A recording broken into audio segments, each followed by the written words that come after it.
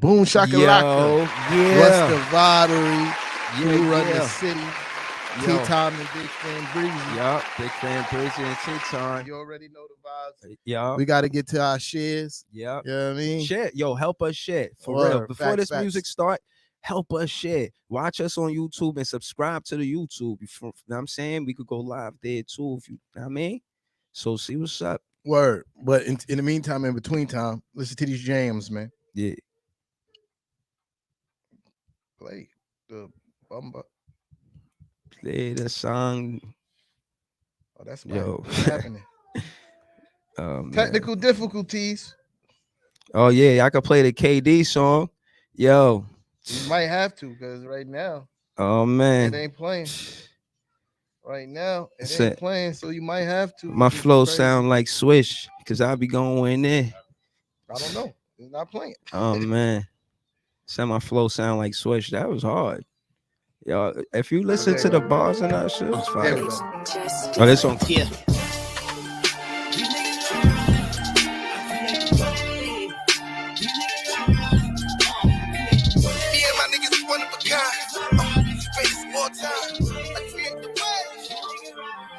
Yeah. Fuck it, I'm stuck in my ways. Paper is all we about, nigga. All that beefing for the lame dudes. They just be running their mouth, nigga. Had me call a Brook and Rumble. Had them grimy niggas run up in your house, nigga. Cannon all up in your mouth. Ugh. Rick James on your couch. Whoa. Cheddar bang with the cloud. Oh, Barry Blue with the account. Oh, only losers talking down, but looking up to me when I come around. That's why I got the crown. These dudes ain't ill rapping, they frail, nigga. That shit I can't feel lacking the skill. I'm sleeping on rappers like Bill after the pill, yeah. Fuck is on your mind, boy. Came back to put you niggas back in line, boy. Get a good looking niggas on your side, boy. Oh, bitch, niggas, whole click a bunch of tomboys. God, Staten Island, yeah, it's my boy. I ain't trying, I just do it on the side, swear to God. How y'all in the booth all day and still playing catch up? You ain't even got a job. Defeat these niggas in my leisure. Beast there, rest in peace when I'm on that feature. Beast there, he's rapping, immaculate, feed him. Niggas G'ing him if they saying they seeing him. See me and my niggas one of a kind. Probably why everybody be so mad at us all the time. I ain't aiming at nothing, I'm just detonating the bomb. It's a brand new line since we messing with niggas' mind. Fuck around and have a Billy in a Pico. Just a re-go for a grip. Leave a nigga stitch on the lead low. To me, you niggas is fruit of the loom. They keep it brief though. We on leave a nigga brief form. I ain't meek though. See all of my niggas riding in the streets though. None of us ain't doing what he started on you like a hilly. I'm up in the semi, no bluff. It'll lift a nigga up. Tell the niggas gotta be the one with the wave. Got a little shorty with the pose. In the stage, all my niggas black and with the white. A bunch of renegades. You ain't with the action on my life. You niggas just a rage. You ain't gotta ask them with the shits, nigga. Messing with the flow, cause of how I flip, niggas. Stepping up the medication, get a dish, nigga. Barry with the bat, just hit me when you need a hit, nigga. Known back, I'ma knock it out the park. CBS is lighting up the dark. You don't wanna see the spark. Pop a nigga, let us see the twirl. You can have the Allen, nigga. I'ma need the word known back. I'ma knock it out the park. CBS is lighting up the dark. You don't wanna see the spark. Still gonna do it. Give a fuck about who do it first. You can have the Allen. I'ma need the universe. I create the way. These niggas around it. I create the way. These niggas around it. I create the way. These niggas around it. I create the way. These niggas around it. Yeah. Fuck it, I'm stuck in my ways. Paper is all we about, nigga. All that beefing for the lame dudes. They just be running their mouth, nigga. Yeah, my niggas one of a kind. Greatest of all time. I create the way. These niggas riding around it.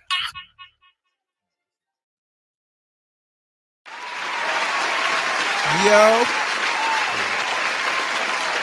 I'm trying to put this morning on not posting the Knicks game score. Shout out to Nick fan Kalia. This is the only Nick fan I got love for. And I'm saying all these other Nick fans could get broke.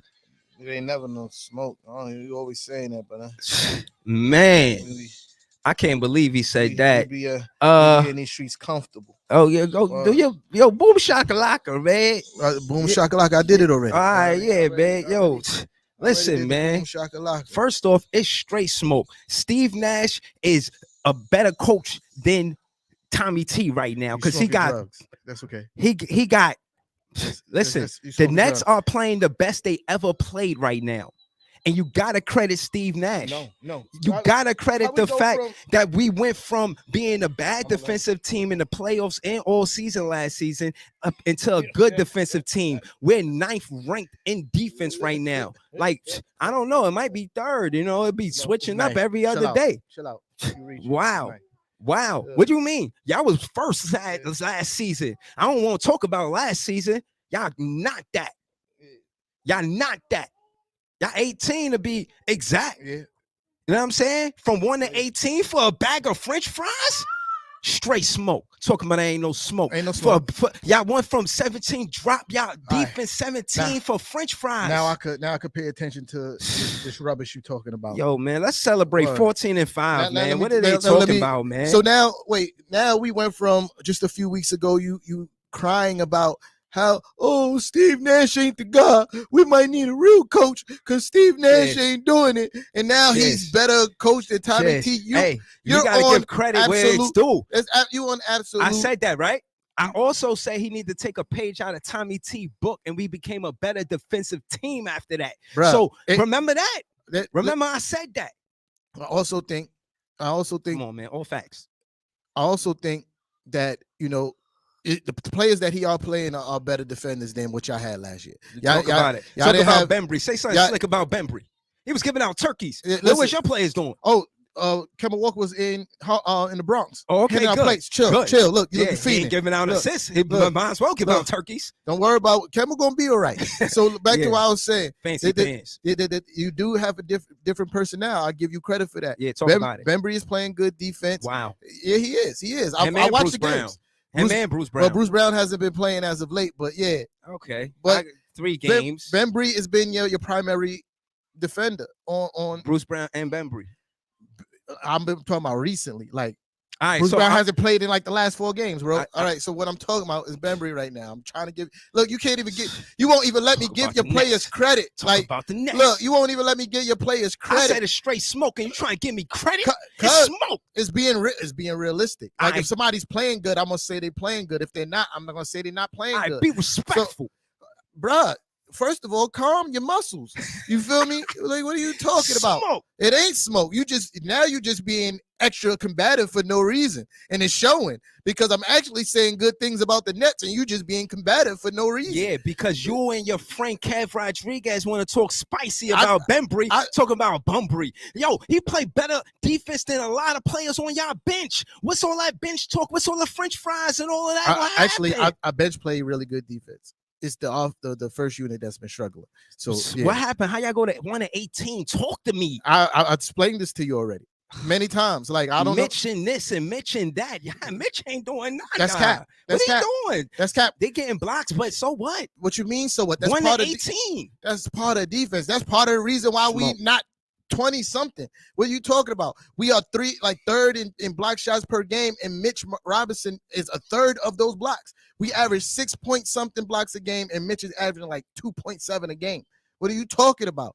Mitch is this, missing that. He's doing his. That don't explain. He's doing his job. You feel me? Where we lacking, and when the defense is not being picked up at, is the perimeter defense, or leaving a lot of guys open from the 3-point line. And I told you before that.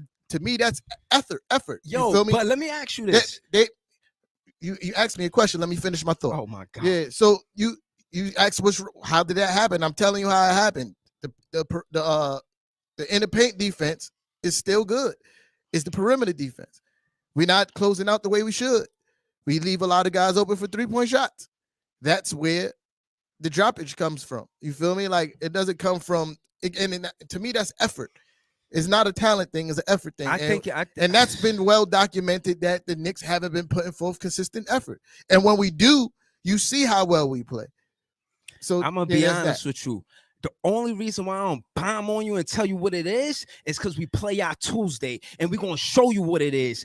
If y'all do anything for us, as far as credit is concerned, y'all beat Phoenix, wear them down, so we play them and work and give them extra work. Why you need y'all shouldn't need us to wear anybody This is where we down. should be mutual on the same side. No, we're not on the same side. Y'all supposed to be Phoenix, wear them down for us, and then we beat them and send them on their way. Y'all supposed to be so great. Break the streak. Y'all don't need Well, I think we are. You feel me? You don't want to see the scores. I can't even know. Because you know why I want to see the score. Because don't sit here and cap like I don't want to see the score because I'm scared to see the score. You know, I record the games and I'm going home to watch the game like everybody's watching it live. I don't want to see the score because I don't want the game to be ruined for me when I go home. Don't sit here like I don't want to see the score because I'm scared to see the score. What about my joy? What about if y'all losing? It's a Knicks game. It's a Knicks game. You don't have no joy. I don't care about your joy on a Knicks game. If y'all losing, and then I get to see y'all losing, and then I can say this is the reason why y'all losing and why I don't like y'all as Knickerbocker fans for talking spicy. Then you don't consider how I feel. So you know what? You have smoke. You have a whole a Big Fan Breezy page to do all that. You feel me? I'm gonna do it as soon as I get home. You got a Big Fan Breezy page to do all that. That's fine because I won't tune in. So that's cool. So like I was saying, I believe we're gonna break the streak. They broke our streak last year. It's time for us to return the favor. You feel me? You also know that we play up to competition. Get into that. You mean what happened with the streak last year? We was on a 9-game winning streak. Phoenix. Okay. Stopped us at 9. You feel me? All right. Yeah. So, all right. I remember that. Yeah. Okay. So last season, our turn. Right. That's when I didn't even give my early shout outs to all the people in the building. I'm sorry. I didn't mean to cut you off. Yeah. Nah, go ahead, bro. To the people. Oh, yeah. You know what I mean? That was nice. You know what I mean? Straight smoke. You know Fresh Traz, I see you. Yeah. Fluke in the building. Yeah, shout to Angelo Fluke. Blue, I see you. That's on fire too. Shout to Fluke. Oh, that's all that's in there. Like that's all that's commented, but it's still people in there. Okay, shout to Fresh Tash. What is Fresh Tash? Yeah, him. Shout to that Nick fan. And yeah, shout to all the Net fans. I know y'all there. Y'all probably eating your leftovers from last night. That's too busy to type right now. I get it. Yeah, I want y'all to eat all your mac and cheese, your baked mac and cheese, your roasted turkey, your chicken. Today is National Leftover Day. Listen, you know I'm still cooking. I'm cooking right now. Nah, you ain't cooking nothing. It's cook culture. I'm cooking right now. What's up, man? You talking, but you ain't cooking nothing. Right. I made baked macaroni and cheese earlier. You know what I'm saying? You ain't cooking nothing. Word, right man. But the spirit of my mama, you know what I'm saying? I was definitely cooking. So, you know what I'm saying? I just gotta continue that. You know what I mean? But shout to streaks, and I'm not trying to let Phoenix leave with that streak. Right now, they got 14 win streak. That's the biggest streak in the NBA. They can't leave New York with that streak. Yeah. Facts. If y'all don't handle them in New York and over there on that side of the bridge, we're gonna handle them on this side of the bridge. I'm actually really confident that we're gonna end that tonight. Good. Actually really confident about that. Good. Y'all should be mad. I'll be mad. That was the biggest streak y'all had last season, correct? Yeah, 9. Yeah, because we are rival with us. I think we had like an 8-game winning streak. Yeah. So 9 was our biggest winning streak. We got like a 4-game winning streak right now, but we won 11 out of 13. Excuse me. Yeah, we playing really good basketball right now. Yeah. And you know, speaking about really, even though you know the Lakers game wasn't as smooth as we would have liked it to be, I've seen a lot of things in positive turns when it comes to especially the first unit. The second unit gonna do what the second unit do, and they've been playing tremendously well together. But the first unit, I saw a lot of things that I liked. I saw Julius Randle making a concerted effort to get to the rack, because once he does that, like, he's really hard to guard. I saw Evan Fournier finding his spaces to attack and where he needs to fit into the offense. And you know, the one thing with Kemba just is being way too passive. Is he an upgrade or not? He's still an upgrade. Fournier is an upgrade. He's still be. Listen. So Elfrid Payton was straight trash. You feel me? No, not him. Bullock. Talk to me about the Bullock Fournier thing and the upgrade and the downgrade. Because what you said last season, the last season, y'all was what? Same round of same numbers, right? Like a 500 ball club. No, we were under 500 last year. Okay, so what y'all would consider this progress? Absolutely. I mean, and you got more wins than you did the year before. How is that not progress? I guess. You feel me? Yeah. But anyway, so I would thought y'all would have been like top 4. I ain't gonna lie. That's what I thought. We are 2 games behind. Not even 1 game behind the 3rd place team. Like, chill, bro. No. No, you act like. Hold on. No. Listen. Earlier, and we only 3 games behind y'all. Hold on. I just realized something. Like you be breaking down stats, and it sounds so nice. Like you was like, yo, yeah, y'all ain't beat no 500 teams over 500.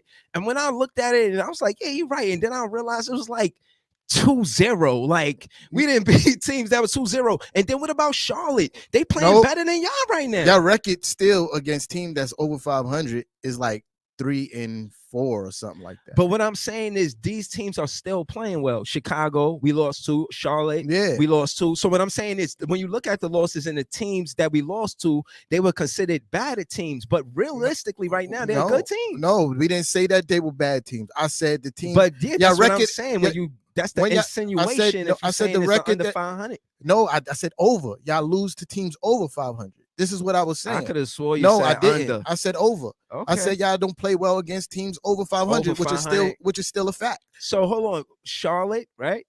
Yeah. Chicago. Yeah.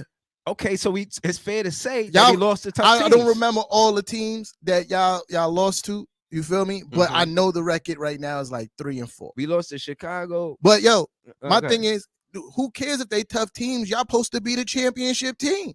Like y'all supposed to be beating these guys.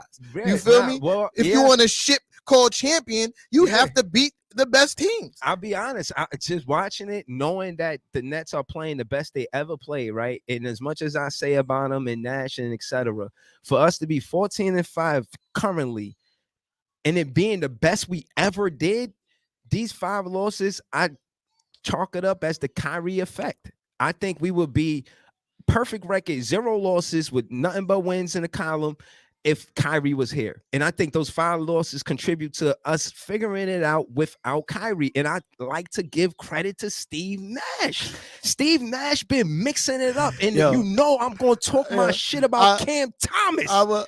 Stop playing with me. Yo, bro, y'all, he had 13 points. High. That's his career high. He was 4 for 11. 0 for 6 from 3 and a negative 15. See?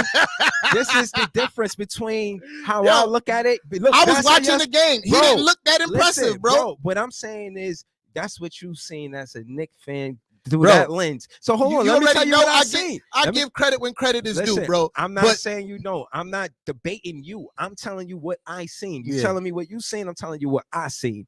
I seen camaraderie between KD and Cam Thomas and Harden, those 3. I see them grooming him to be a superstar. The superstar you talk about, RJ gonna be Cam Thomas, Cam Shooters Thomas, Cam Hot Hand Thomas, Cool Hand Thomas is going to be. Hey, that hot hand by 4 for 11. When I tell you the biggest thing about Cam Thomas was him getting 25 minutes. It wasn't about whether or not he was going to shoot well. It was about his IQ. When I listened to his post-game interviews, he knows basketball. Trust me when I tell you he knows exactly what's going on. And I'm saying he conducts himself and speaks and articulates basketball like he knows what's happening, like he knows what's going on. I know Harden is my favorite player. Yeah, I'm learning. I'm there with an empty cup. This guy wants to learn. He sounds like, trust me, he sounds like every other young NBA basketball player coming into the league. I believe it though. They all say that. I see it. They all say that. Come on, bro. What I said, and I ain't get a chance to say it to you. I think I did on the vlog. I was saying, yo, it's no way Nash is going to look down the bench and see that Cam score 46 and not give him no playing time. He got that PT because Bruce Brown was injured. So I'm saying it happened coincidentally, right? That Bruce Brown got injured because that's never the plan. Bruce Brown is not playing. Cam Thomas, coincidentally, that same week scored 46 points. And it's not a coincidence because he can ball. He's been doing this. He ain't new to this. He true to this. Listen, I don't put too much stock in G League scoring because Jimmy Fredette used to set the G League on fire but couldn't hold a candle in the NBA. Which one of your rookies got 13 points? Huh?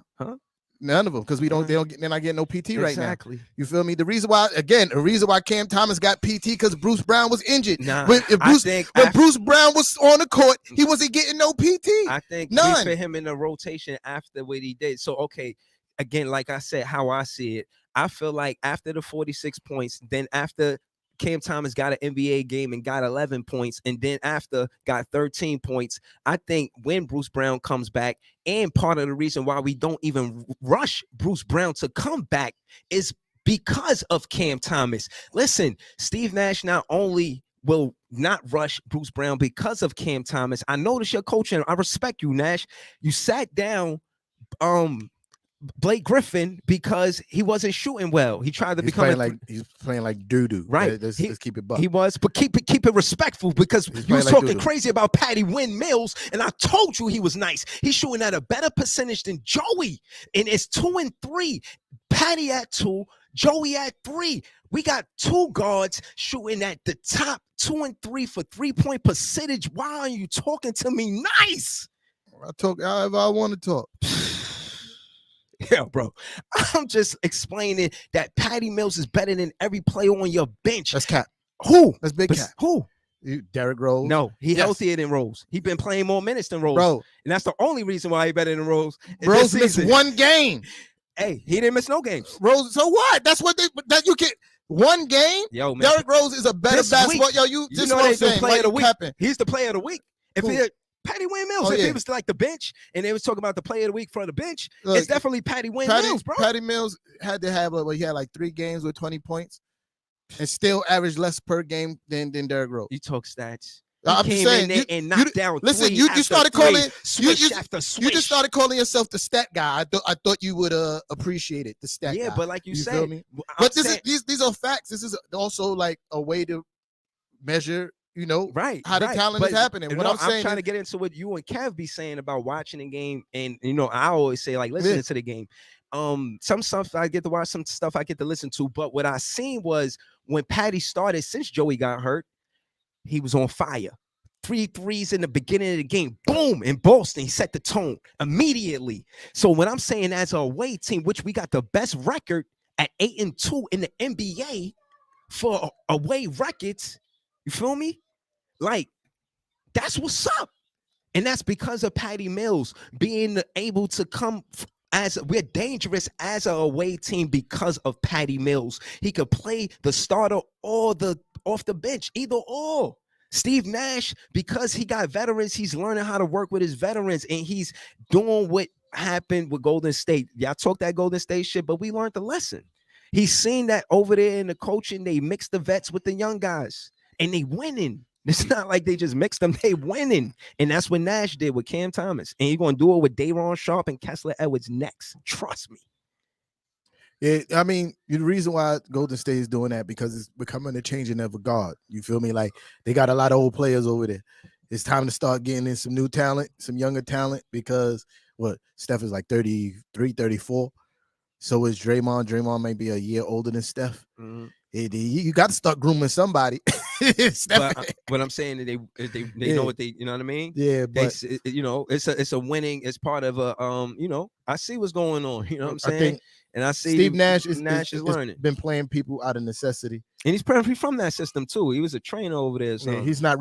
Trainers are not really a part of the system. You feel me? Like, I mean, he was over there. You see what's happening over there. Shout out to Steve Nash. He was over there sewing the game like a sponge. Shout to your coaching, man. You've been doing great, man. And these other guys on the other side, look, with their small fries. You like using my lines now. I see small fries. I see it, right? You like using other guys on the other side. I like protect the source at all costs. I get you. I see you, bro. I mean, I never really said to protect the source. The hoodie is fire. I was watching it live when you said it. I probably said it because you was there. You feel what I'm saying? Like, I'm a troll, bro. I do this. You know what I mean? Like the earlier when I said Boom Shakalaka, that was cool. You know, when you start the show, I thought like, damn, how could I match Boom Shakalaka? And then I didn't try. I just looked at it like it's a cool way to start it. Besides that, I respect the source, you know what I'm saying, and protect the source, you know what I mean, at all costs, you know what I mean. I don't try to steal the source, you know what I'm saying. Street papers. I didn't say you were stealing. I'm just saying you like using my stuff. Nah. I respect the Boom Shakalaka though. You know what I'm saying? That's tough. You know what I mean?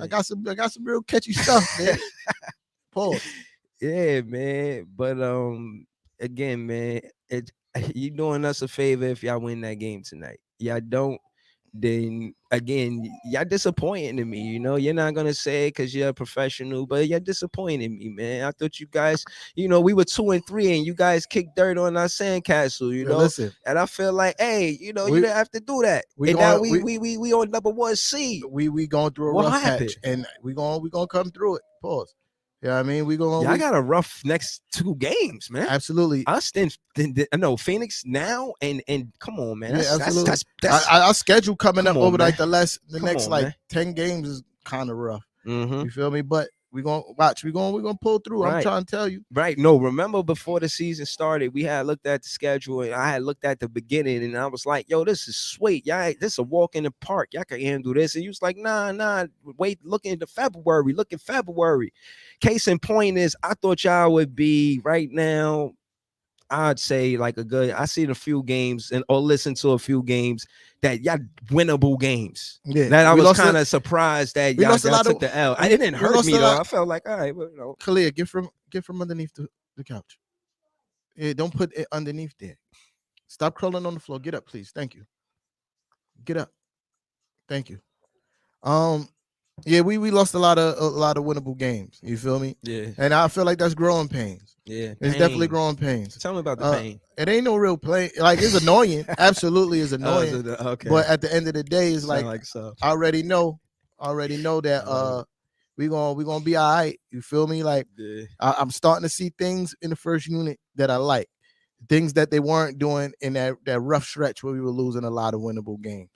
And if they continue doing those things, playing defense the way I know they could play with effort, you feel me? That's where we've been lacking, especially in the first unit, is the effort factor. Yeah. When they put in forth the effort, we play great defense. So imagine somebody like this. Like, so what? I don't put in the effort. You ain't gonna take my spot. What?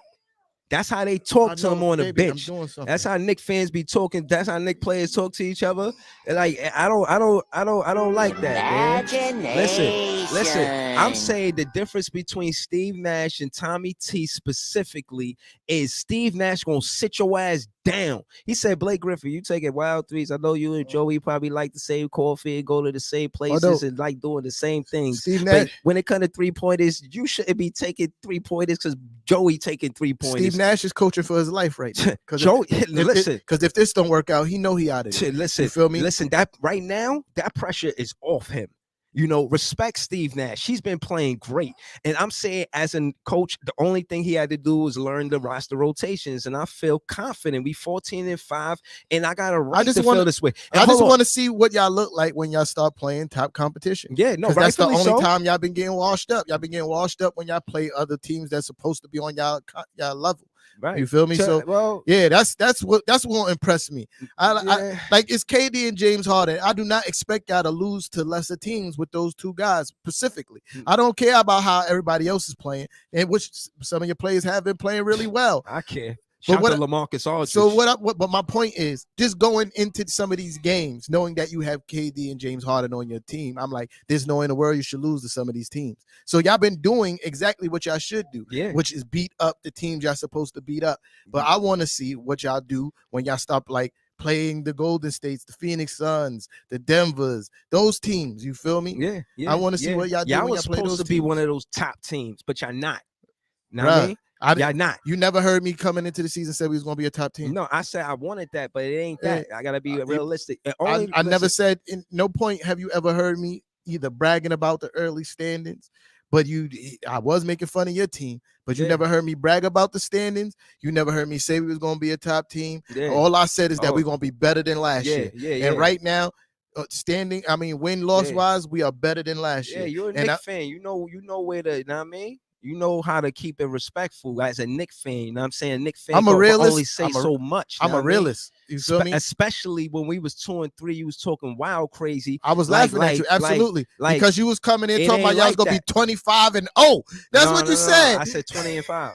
Realistically, and we 14-5. So how far off am I? You started off by saying 25-0 until I laughed at you. They was like, nah, I was joking. I was joking because I didn't know Kyrie was gonna play. Like I said, the 5 losses I do contribute to the Nets. It's because Kyrie did not play.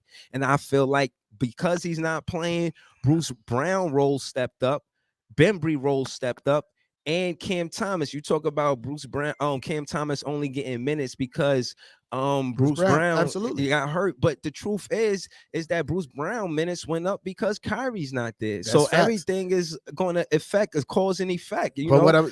And I'm saying Steve Nash he's doing a great job with what's happening. You know, he's like he expected the big three. It's not happening, so he had to. You know, bro, listen, y'all got the big Blake three. Griffin for one. The big three is not playing, but you still have James Harden and KD. So, like, I don't care about Kyrie not being there. You still have a big two. Like, you still have two of the top 5 players in it. You still have 2 of the top 5 players in the NBA. We not winning just because. Bro, can I finish a statement, bro? I let you talk for mad long. Son. Like, pause. Yeah, I said, I don't care about Kyrie not being there. I'm tired of hearing about what would have happened if Kyrie was there. Y'all still have 2 of the top 5 best players in the NBA on your team. I don't want to hear if Kyrie was there, this may have happened. No, he's not there, bro. You feel me? No, you don't hear me talking that. They ain't my lingo. You just I'm said not saying that. If Kyrie was there, we probably would have. We probably would have been. We'd have probably lost no games if Kyrie was there. I don't want to hear none of that talk. I'm saying, well, what Steve Nash has to work with, he's doing more than well. This is the best the Nets ever played. I don't even know if Tommy T ever did that with any team. Case in point is he's out coaching. What you talk about? I'm saying Steve Nash is out coaching Tommy T. Is what I'm saying. No, he not. Yes, he is. No, he not. Because at the end of the day, no, when Blake Griffin wasn't playing well, he gave LaMarcus Aldridge the starting spot and it worked. He let Joe Harris come out of his slump, started playing well, and the only reason why Joe Harris isn't playing right now is because he's injured. Yo, I'm saying, you are the most flip-floppingest person ever, bro. What I'm saying is the most flip-floppingest person listen, ever. I'm not a coach. I'm a big fan, Breezy. I'm saying this is one thing I thought, and Nash did the other thing. So to me, it was bad coaching, but it worked. And how am I going to complain when we 14-5? So case in point, it's a cause and effect. And with all of the moving parts, he's doing putting oil where it's supposed to go. Cam Thomas is playing because Bruce Brown is hurt, but he stepped up and he's probably going to take minutes from now on. He could have went to Kessler Edwards or Day'Ron Sharpe first because maybe Day'Ron Sharpe could help us with rebounds and defense. And again, speaking on defense, since October 25th, I forget the YouTuber name, he did a statistic where he explained the reason why our defense got better is not because of the front court, it's because of the perimeter defense. I just said that. No, I'm not saying you did. I'm saying that when I checked the statistics, the reason why we're such a better defensive team has nothing to do with the front court. You know, it's because of the defense between Bembry and Bruce Brown and Javon Carter specifically. And listening to the games and watching the games and not watching the stats, you can see that we figured the role out for Javon Carter, which I'll discuss next week because we're going to utilize it on Tuesday. And I don't want to give you no free game, no free sauce. Know what I'm saying? It's going to be straight smoke on Tuesday. I can't wait to this game. Hit that like button if you like something. If you want to see this game, tune in, man. Send me the live if you go to the game. Like, holla at me, man. What's up, man? I hope y'all can see how unenthused I am on my face. Like, of course, y'all playing like trash. What mean? Like, enthused about what? Bro, like you do a lot of talking and a lot of it be like, But I'm saying is, regardless whether or not I tickle your fancy pants, hey, yo, pause, I'm letting you know it's straight smoke. If y'all don't beat Phoenix, nothing y'all can do for us. Because that means y'all didn't break their streak and y'all ain't even get no revenge. So, like, we just gonna, like, what? Don't worry about us. Okay. And nobody don't post no scores for them. Just let it happen. Yeah. You know what I'm saying? Don't post no scores. Yeah, when the Suns come to the garden, what happens? You know, a sun touch the garden, fruit's supposed to grow. You know, plants and roses is supposed to grow. Yes. So maybe Rose will have a good game. Who knows? Is Rose even playing? I don't know. He was injured last time I checked. He had a sore ankle. Is Taj Gibson okay? Yeah, I know. He was injured. You see what I'm saying? Like, you see how are these guys doing, man? Injuries happen, bro. Like, you see what you're saying. What? I mean, the next guy up for us steps up. Like Bruce Brown went. Bruce Brown injured. Cam Thomas stepped up. We won our last game. Derrick Rose only missed one game. Barely. we won though. Like I respect it. This is the same person that was just up here bragging about clutch wins, but barely. You feel me? You barely beat a lot of teams. You barely beat Detroit. Yeah. Y'all beat Detroit by one win team by 9 points. Come on, bro. What? Yeah. Barely. But remember that Orlando beat y'all twice. They was a 1-win team until they played y'all 3 times. So now that's funny, right? But when last year when I was making fun of you about the Wizards, who only had 4 wins at the time, and 2 of them was the Nets. So what? So what? But now it's funny because it's the Knicks. No, I was mad. That was funny because it's the Knicks. Errant pass. That was funny because it was an errant pass, and I don't. How hypocritical? No, I'm not going. How hypocritical? You're not trying to listen from an air where you care, so I'm not talking to you like that. Know what I'm saying? How hypocritical? No, y'all lost to Orlando, and y'all supposed to be a better team. Bro, than listen, them. and I said that those are bad losses. I never made not one excuse about that. Good. I said that was bad losses. Yeah, it was but bad. When we was making fun of you for the Nets losing to Washington last year twice when they only had 4 wins, you was in here. So what? What does that mean? That don't mean nothing. No, it don't mean nothing. We lost that game, bro. With the bad errant pass. I remember that game. Y'all lost 2 games to them. Well, I remember those games. You know what I'm saying? I remember what happened. And no, actually, I think I lost 3 games to them because they had a winning record against y'all. But they won the series. Well, case in point is Joe Harris. He had made an errant pass in another play where Bradley Beal crossed Joe Harris off in the corner and went to the basket, passed it to Bryant, and that's what happened. Case in point is we went out and got Bembry because of situations like that. And Bradley Beal, as good as a defender he is, I think the defense on Bembry with Bruce Brown, like again, Nash put that in the lineup where he had Bruce Brown and Bembry in the game at the same time. And that perimeter defense, to kind of contrast it, is like having DeRozan and Zach LaVine on offense. They are what they are on defense. That's how we got to 14-5. They get a lot of credit, and I hear you mention Harden and KD, and of course they deserve the credit. You know, KD's been playing lights out basketball. When you contrast how he played before his injury and now, he's playing better. As a matter of fact, you know what I mean? Like that's how well KD's playing. He's taking more shots now.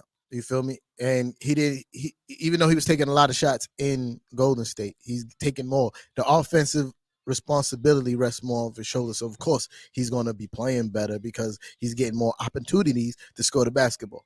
Yeah, they did make Harden a facilitator, and that efficiency, I think, is what edges him over a lot of players because like he just passed AI. And when I looked at how many games he played, it was less than 1,000. You know, he just KD passed AI for points. Yeah, I know. And you know, I was trying to figure out who you say played less than 1,000. KD, he played less than 1,000 games, and he passed. Leave it. Don't AI. take that. So what I'm saying is he's scoring these points more efficiently than a lot of these players that he's passing. You know, I heard him. Well, the difference between KD and AI, all the offense had to go through AI. Like literally, they put AI again. AI was on the court with 4 defensive players, and that's it. Mm-hmm. AI scored 4 defensive players. It's different. Yeah, exactly. But at 25, he got 24,388 points, and Allen Iverson got 24,368. So you know he's climbing that, and Patrick Ewing, you know, is at 20 to 23. Ray Allen is at 24. I think he was gonna and Jerry West at 22. I think he's going to get all of the 24,000 for sure. He might get that 25,000 with Jerry West, but we'll see. But he's been playing great. You know, he's number 1 or 2 for MVP race, depending on who's your favorite. You know, I favor KD over Curry or any other player in the NBA. I mean, you definitely got to give it to Curry. As of now, they got the best record in the NBA. No, I don't give nothing to Curry. You know what I mean? KD. The Barclays. The Barclays gave it to Curry. Yeah, no, not me. They gave it to Curry. No, I already Standing apologized ovation, for that. MVPs. It's over. The rest of your fan base gave it to Curry. No, he got a large fan base, and some of those guys are in Brooklyn. Yeah, I got a cousin. My cousin. I'm not going to say they shouldn't outnumber Brooklyn Net fans in the Barclays. I agree. I totally agree. Listen, it happened. it's over.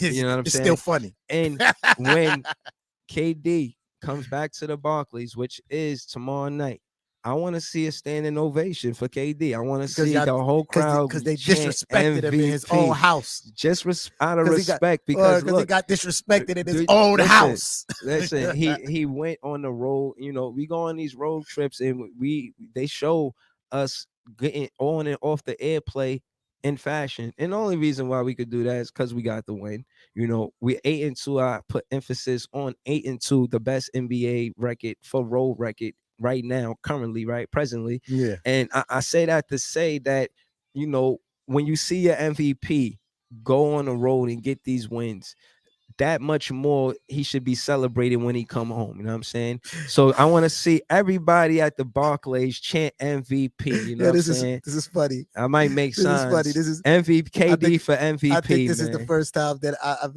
ever seen anybody have to convince the fan base to cheer MVP. I'm not convincing them. I'm trying to have a moment with bro. fans. Let me. Like, I just want to say, like, I just cannot talk like without you over talking me all the time. Jeez, you feel me? This is the funniest thing ever. Like you really sitting here. This is what I need to see. I want y'all to chant MVP. You shouldn't even have to ask this. This should not have to be a request. You feel me? You like KD is easily right now number 2 in the MVP race, right? No. Yeah, he is. No, you got to give it to Steph Curry. You got to give Steph Curry. They got the best record in the NBA. You know? So I don't have to give nothing to Steph Curry, you here got to go, yo. Shout to the Nets. Yo, I want to see MVP champ. Okay, why are they not doing this already? Why is this not already happening in the Barclays? It's embarrassing, man. It's embarrassing. Yo, listen, you know what's mad funny? You know, Melo was in the Garden not too long ago. Yeah. You feel me? We gave him a standing ovation when he came onto the court, as we should. You feel me? New York kid came back to the Garden when nobody else wanted to come. He played. You feel me? But it wasn't no MVP chance. Yeah, I mean he's not playing MVP level right now. There wasn't. They started the cheering for Steph Curry before he even put a basket in the hoop. You feel me? I mean, but anyway, when last time MVP been on your team? When I don't know exactly. Yeah, but I do. When did last time a net won the MVP? Net won the MVP? Yeah, a net. Never. All right. Never. All right. Never. So, but it can happen this season. So back to what I was saying about Carmelo Anthony. It can, maybe, possibility. Won't happen for no Knicks fan. But look, Steph Curry still got Steph Curry standing in the way. But anyway, back to what I say about Melo. But y'all should be mad about Curry because y'all ain't draft him in 09. We already got over that. Y'all point guard stink. He got drafted before compared to Curry. He got drafted before we picked. So what are you talking about? So anyway, back to what I was saying about Melo. His caliber. When Melo went to the line, we booed him. You feel me? Heat of the battle. I don't care if you a fan, like you in the Garden, you're gonna get booed because you on the other team. Like and back to what you say about Curry, he got drafted to pick before us. We was gonna pick him. He got drafted. But y'all never had a Curry caliber player since y'all missed him in the draft. First of all, like it's rare that Curry caliber players fall to. Good point guard. It's rare that since Curry, no. Well, but it's rare that Curry. It's rare that Curry caliber players fall that far in the draft that Curry did. You feel me? Usually, but y'all not soft for not going for another point guard. Usually those guys get drafted higher. And the last time we had a first round pick was Patrick Ewing. Yes. Soft. Hey yo, who run the city? Who this? Nets Nation, Big Angelo. Let them know Angelo is on the phone. Yes, go. Who run the city, Angelo? Yo, happy holidays, fellas. Happy holidays. Let them know. Oh, like, yo, I'm listening to you two guys, man. Yo, sometimes I don't even want to listen to y'all, man. Y'all make me want to fight both of y'all. Yeah, what's good, man? Happy holidays, man. I hope you enjoy. So we gonna play y'all. I know we playing y'all Tuesday. Yeah. I don't want to say nothing spicy. We're gonna keep it. I'm just gonna keep it as it is, man. We in first place. I'm happy. Let's leave it like that. Yeah, I appreciate it. I ain't gonna talk spicy because shit can turn around quickly. Okay. I'll take heed to that. Yeah. Let your mans know because he don't be getting the message. Okay, I mean, yeah, it's all good, though. Yo, y'all enjoy the night, fellas. All right, you too, Angelo. Appreciate you calling. Yeah, likewise. All right. Yep. Yeah. I mean, what, you gonna explain why y'all dangerous to us? Listen, you know we play up to the competition. Anything can happen on any given night. You feel me? I already seen how well my team could play in the beginning of the season. We in the slump. You feel me? So I already seen how well they could play. Okay, so we talk about identity a lot, right? And I like to think that when teams are on road trips and home, that kind of explains who they are as far as identity is concerned. And far as top teams are concerned, they're looking at the Brooklyn Nets like these two games matter to us just as much as it matter to y'all. Identity-wise, us beating Phoenix and the Knicks is pretty big right now, you know. And it's gonna. Oh boy, sad. Yeah, two net fans in a row.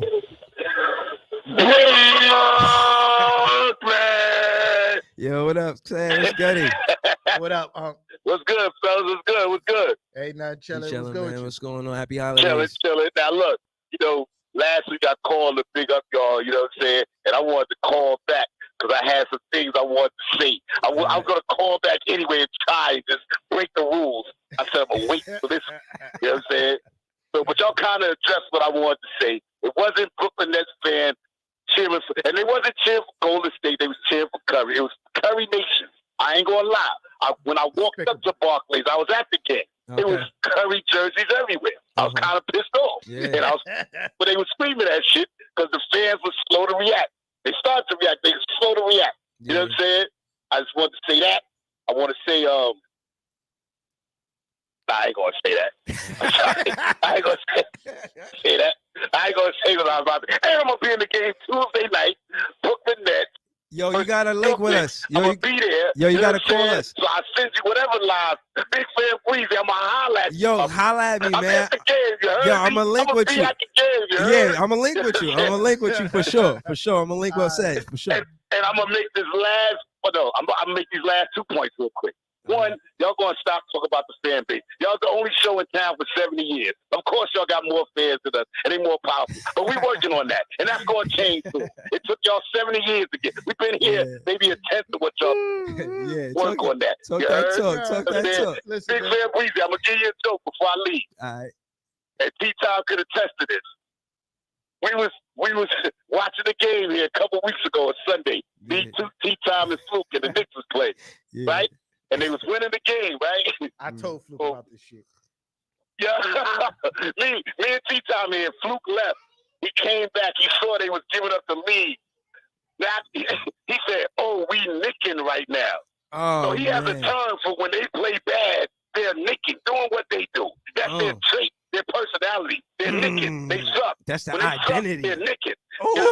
My. Synonymous. Fluky. Wow. He said they nicking because they were sucking. You know what I'm saying? Yo, T-Time looked like he wanted to say, yo, B, we not friends no more. Yo, I'm like, about the guy.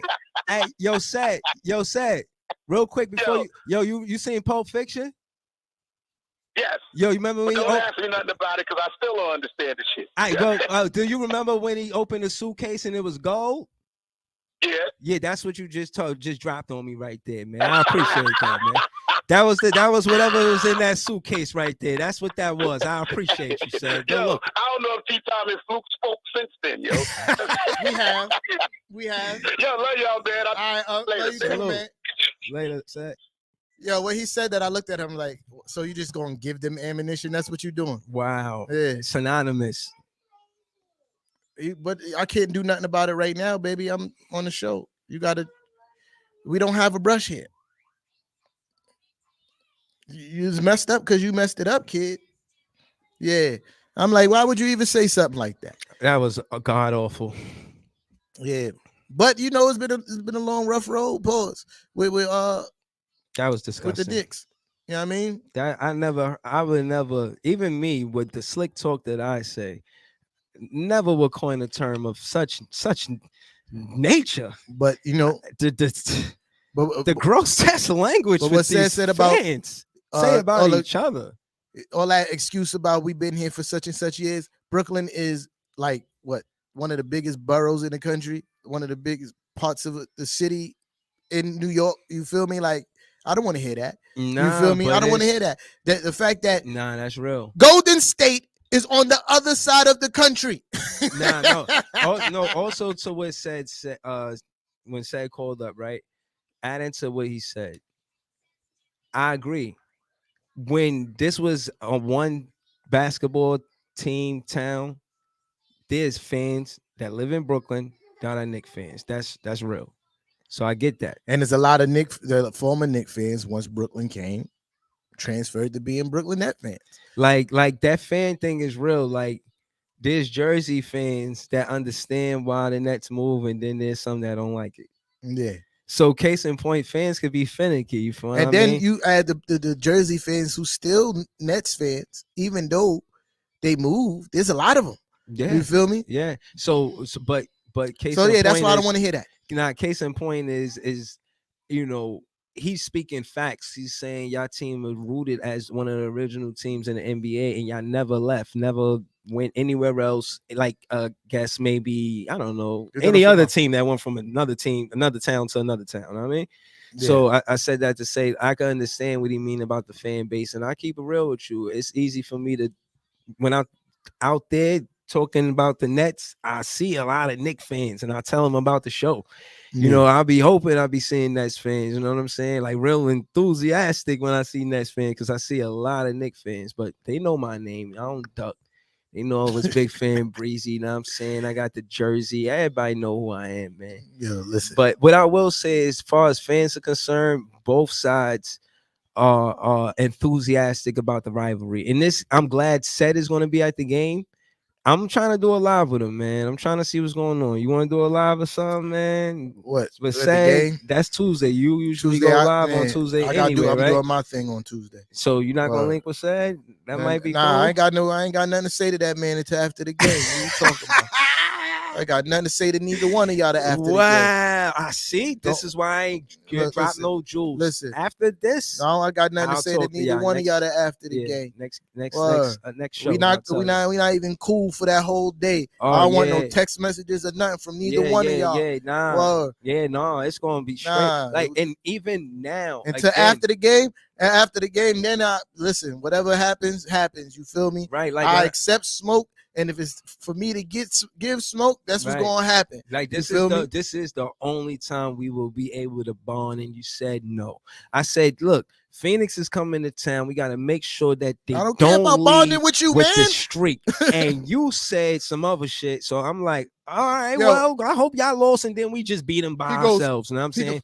Like. He goes, whatever. You sure already knew what it was. How many times you gonna ask me am I gonna be happy for y'all to do something? They not from the city. I don't care. As long as my team win, I don't care what happened to you guys. You see what happens when teams come to the city? They leave with an L.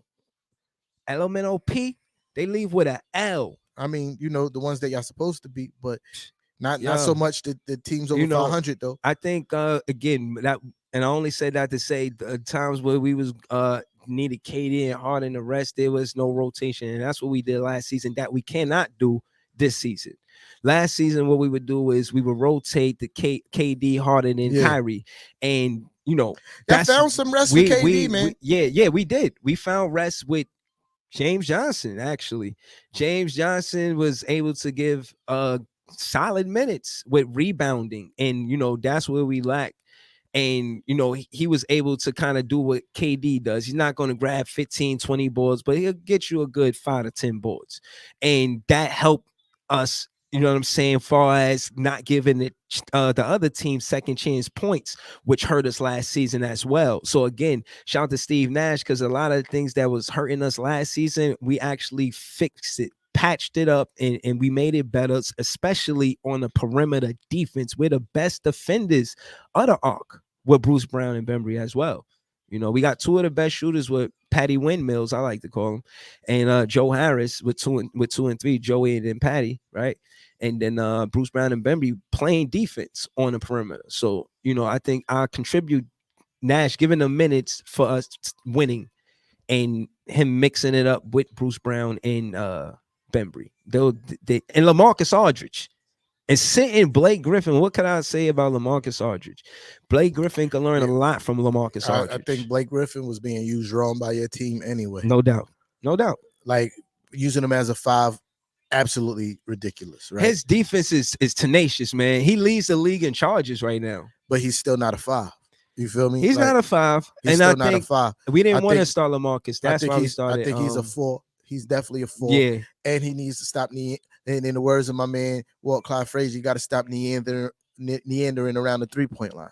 You feel me? No doubt. He was stinking it up real bad, and I think that's why we sat him. Even though you're not that explosive as it used to be, you can still go to the basket and get fouls and lay the ball up and finish around the rim. Yeah, and that's what I'm saying. Finisher, like I like him doing those spin moves and all that. They don't have to end with a dunk. You know, you could just toss it up there. You know, we'll have advantage again, an offensive rebound. You know what I'm saying? So I would like to see him work on his mid-range game. I don't necessarily want to see. Now that's what you thought I meant when it comes to bench. Like that's what Nash did with Blake. Like he sat Blake and then Blake did not play. Yeah, that's what I thought you were talking about with Joey. No, not that. But I did want to see Blake, you know, get less minutes or not necessarily get less minutes because his defense is really good, but have him shoot the mid-range game because he's next to LaMarcus. And you Aldridge. know what I noticed about this stretch that LaMarcus Aldridge is on right now? He's been killing teams that play small. You feel me? Because you can't dude is like 7 feet. You can't check that, and he has a really high release. You know, like you're not going to check him with a guy that's 6'9". Right. That's what I'm saying. That's what I'm saying. Impact wise, I don't agree that Mitch is just as good as LaMarcus. I don't. You know what I'm saying? Because even though we're gonna see, what I'm saying is, LaMarcus is a better scorer for sure. And he's a good defender. He's not the best defender. You know what I'm saying? But the fact that the last season we didn't have nowhere near close to LaMarcus Aldridge as far as size, right? Yeah. You know, he's 6'11", 280 or something like that. Like, yo, you know, you might miss a layup trying to jump over him or something like that. We're gonna see. Like I said, he just put his hands up in that defense. He's been killing a lot of these guys who's too small to guard him. Averaging 20. So man. we're gonna see when Mitch got to guard him. You feel me? Yeah. We're gonna see. We will see. That's a real live 7-footer. Oh yeah. And it plays into Mitch's advantage that LaMarcus Aldridge ain't got no foot speed. Yeah. You feel me? Like if LaMarcus Aldridge had foot speed, I'd be worried about Mitch. You feel me? But the fact that LaMarcus don't move that well, I'm kind of confident in Mitch's ability to check him. I don't think player for player, I ain't worried about Mitch. You know, I feel like as far as player to player, the fact that Mitch will have to respect his mid-range game, that kind of, you know, opens it up for Harden or Cam Thomas or Mitch only struggles when Bruce Brown or if LaMarcus Aldridge start hitting threes, that's when it's going to be a problem. That mid-range, Mitch is quick enough to get back to the rim from the foul line. We'll see. We're gonna put it to we're gonna see, because I think what we've been doing, listening to KD, this is kind of me, you know, going off of his post-game interview. You know, he's saying it's about being efficient. Gotta wait till we leave. You know, he's saying be efficient. We gotta be efficient. We know what we gotta do. We just gotta go out there and give it our best, and you know, effort. He speaks to that too. And again, I see the leadership with KD because I watched the post-game interviews. He don't seem like he's vocal when he's on the floor, but he is. He's definitely vocal. Who run the city? Of course, is that orange and blue. You already know, man. JJ was good. What's going on, JJ? Chilling, man. Just calling, you know, just to represent. Yeah, that's my guy. That's hey, JJ just called and say Knicks run the city, and then he just pause. I'm about to continue watching, but you know, just checking in. Yeah, appreciate you. That sounds like pain in your voice, like y'all losing the game. But don't tell us. But I just want to let you know the pain that I identify with, it's joyful. You gotta wait. Yo, I just got here. I don't even know what's going on. Okay. So you good, man. Have Merry Christmas, Happy Holidays. Yeah. You know what I'm saying? Yo, thank you for calling up, JJ. Yeah, man, you're a reoccurring caller. We appreciate you, JJ. All right, later. Yeah, it was good to hear from Angelo today too. He ain't call up in a minute. Yeah. Nah, the reoccurring callers, man, y'all growing us. I remember Marty, he was a stat guy. He was calling, he was saying something. I remember Trey Smith, him too. He was called up. You know, Fluky calls up. He's funny. You know what I'm saying? I can't believe he said that. What is your defense, Fluky? What are you gonna say to come back from that? Like, you know, kids are watching. I'm not gonna get into this. We was arguing after that. Like, why would you say something like that, bro? Like, whose side are you on, bro? Like, what's up? He trying to defend Whose himself. side are you on? That's funny. Like, he trying to defend himself. I'm like, nah, bro, you dropped the bag. The last game he was at was a Nets game. You know, I know you said it was Skybucks, but speaking of facts, free technically tickets, he was in Brooklyn. I like free tickets. It wasn't like he was there mean mugging and say for instance, in somebody tight face. He was enjoying himself, having a good time. You know, listen. How you know he was enjoying himself? Listen, I'm saying. Did you see him? Hold on, I'm saying. Did you see him? All right. Who run the city? Who run the city? You know, the Knicks run the city. That's a fact. Oh man, what up, Raymond? What's good? You already know who it is, bro. Yeah, it's Cole ID, dog. That's Rampage? No, I ain't no damn Rampage. His mama ain't name him Rampage. That's Rampage. Your mama, nobody named you Big Fan Breezy. Stop it, man. So that's Rampage. He don't be ramming no pages. He ain't no Rampage, man. Hey, yo, ramming. This is getting a little crazy. Man, I don't know what he named himself. That his mama ain't named him Rampage. Huh? Yo, what up, though, man? What you want to say, though, man? What's goody?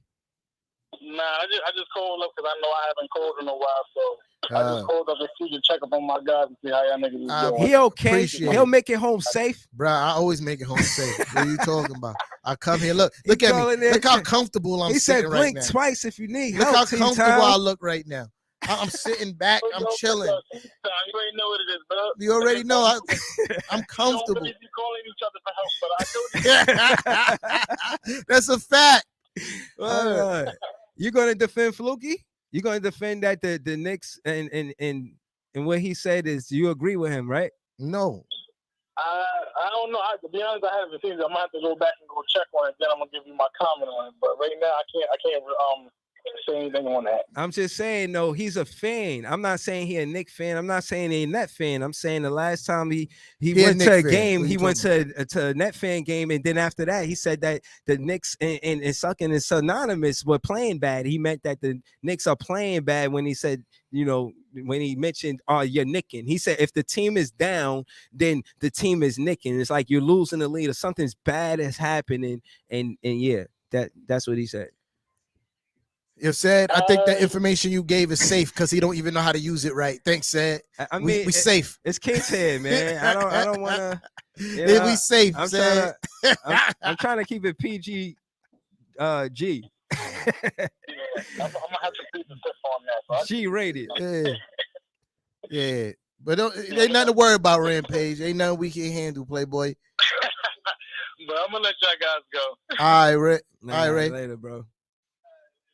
Yeah. Word, man. I told you, man. It's straight smoke, man. I can't believe Fuki said that. I had a lot of respect for Fuki. Not now. And I still do. I think the song that he came out with the intro, that song is fire, man. I think I even like the song even more now that he said that about the Knicks. You know what I'm saying? Like, I think, I don't know, man. I feel like I would have never thought he said it. I mean, wow. That's just bad, man. I mean, Curry rooting for it, right? That's bad. Like, come on, that is bad. But I put that in the same ballpark. You know what I'm saying? But the different, no, it's not. I mean, when you think of your team, it's not because Fluke is never going to the Garden and cheering for another player. He was cheering and having a great, good. He was a good old fellow when he was there. Did you see him? He was he's a jolly good fellow. Did you see him? Oh, you making that He up? was in the Skybucks singing, he's a jolly good fellow. That's what happened when he came into I've been to the Skybox at the Barclays. I had a great time. You know why? I know you had a great time. It was free alcohol. I have a great time whenever there's Did we win alcohol. The game? Nah. You probably won the next game. I don't know. The game that Fluky went, we won that game probably. I don't know. I think we won that game. I don't know. Yeah, I think we won that game. Listen, I'm saying right now, with these next two games are important. Us being 14-5 is important, and is us going on a championship run. The most important part that every fan know in Brooklyn or everywhere, Nets Nation, right? Nets universe, Nets everywhere. And I'm saying is we're taking it game by game. We are taking this game by game. We're not trying to, Khalil, stop running. Stop running. Word. And again, I remember I remember when we was 2-3 or like 0-1, and it was an interview with KD, and he was explaining how it was game by game mindset on how we trying to stay on this journey. You know, we're not looking at it like we need to get there tomorrow. It's an 82 game season. We're trying to play every minute of every, you know what I'm saying? And I think that's what it is when it come down to the focus and the identity of the Brooklyn Nets. I think we changed the culture of the city where now the basketball teams are expected to win. They looking at us like we expected to win. And sooner or later, y'all gonna feel that pressure more and more. Like I thought y'all would have it more and y'all would win more, no, but y'all not winning. They feel that I mean, maybe now. y'all winning right now. I don't know. We got a lot of Knicks fans got very high expectations for this team. You feel me? Like how? Like what do you mean specifically? Like, how high? Like how what's been going on now is unacceptable. You feel me? Like that's why I think a lot of the frustrations from other Knicks fans is coming from, because we expect more from this team. You know, on paper, this roster looks pretty good. You feel me? And it's just is a gelling situation, right? But what about the post game, right? Now I know you don't want to talk about the past, but quickly, no pun intended, but you know, y'all brought Burks back. He was somebody that y'all signed again. Yeah, Randall is somebody that y'all signed again. Absolutely. RJ was in between years. This is his last year on his rookie contract. Right. So what I'm saying is, again, from 1 to 18, and the whole gelling thing is, I thought that came from more of Tommy T. You know, that's his system, his defensive system, and I contributed the defense being number one to Tommy T, not necessarily the players. Again, man, I was wrong. No, you're not wrong. Okay. Again, it's an effort. Yeah, I mean, like, and it's gelling because two of the start, Mitchell Robinson barely played last year because of injury. So like he's kind of newish to the system, especially on the offensive end, and knowing the tendencies of, you know, the starters that he's playing with. Then you add Fournier, and then you add, you know, Kemba, players who are used to, you know, dominating the ball. They got to find ways to attack. Evan Fournier spoke about it in a post game or one of the interviews. He's like, you know, I got to realize that, you know, get that out your mouth. Clear. Get that out your mouth. Thank you. He said, I got to realize that I'm not going to get all the shots that I used to get. So I got to pick where to be aggressive and where to find my shots. These are things that they're still learning how to do, you know, especially with Kemba. You can see, like, people say Kemba look like a shell of himself. I don't see that. I see Kemba trying to figure out where to be aggressive at, because the times that he is aggressive, he's been very effective. He can still get to the rim. I watched him blow past people, pause quite a few times, then get to the basket. It's all about him picking his spots. And I think with in due time, we're going to start seeing these guys figure it out. And like I said, we've been shooting really horrible from the three-point line, which I don't believe is going to persist, because all those guys are too good of three-point shooters on our except for Mitch, of course. But last season, Kemba Walker had the lowest three-point field goal percentage at 38. Everybody else, except for Mitch, on the starting five, shot over 40%. We've been shooting atrocious from three-point range, the starting five. But I know why, though. I know why. I could say this part because, you know, this just stats, and we both stat guys, right?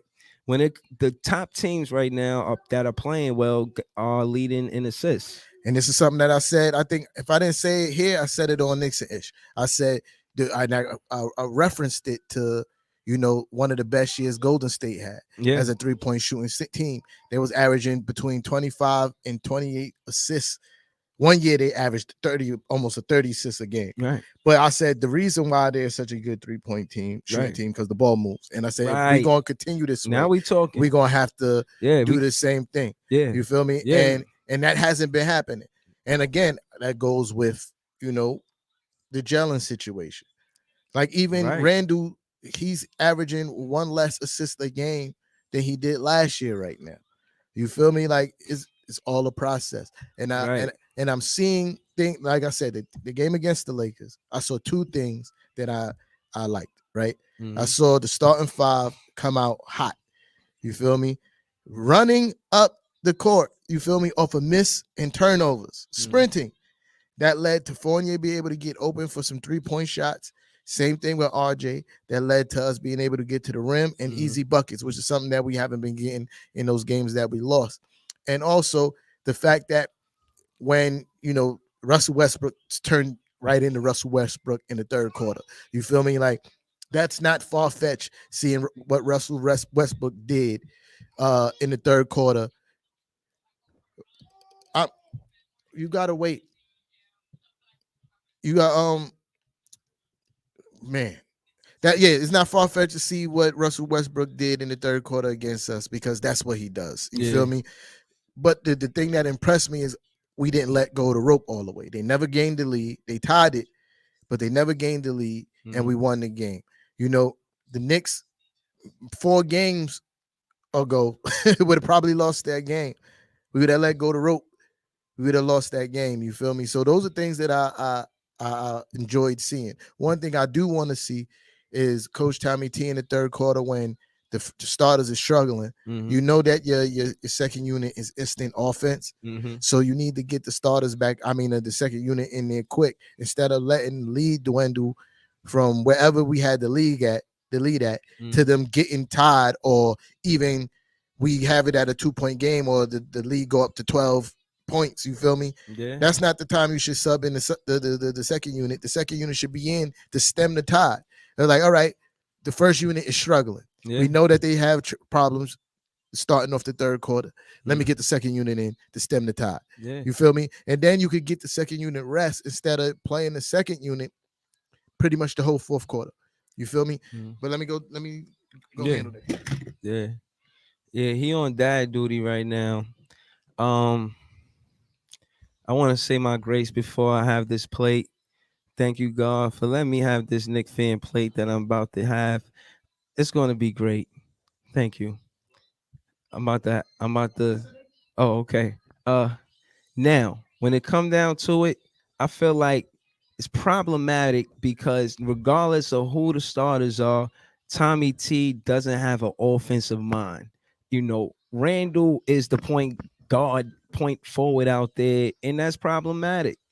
At the end of the day, with Kemba was doing in Charlotte, he's not doing it in New York. With French Fry Fournier was doing in Orlando, he's not doing in New York. So my thing is, you put these players in your system. They are definitely following your system, because if he was following Kemba, he would not be playing.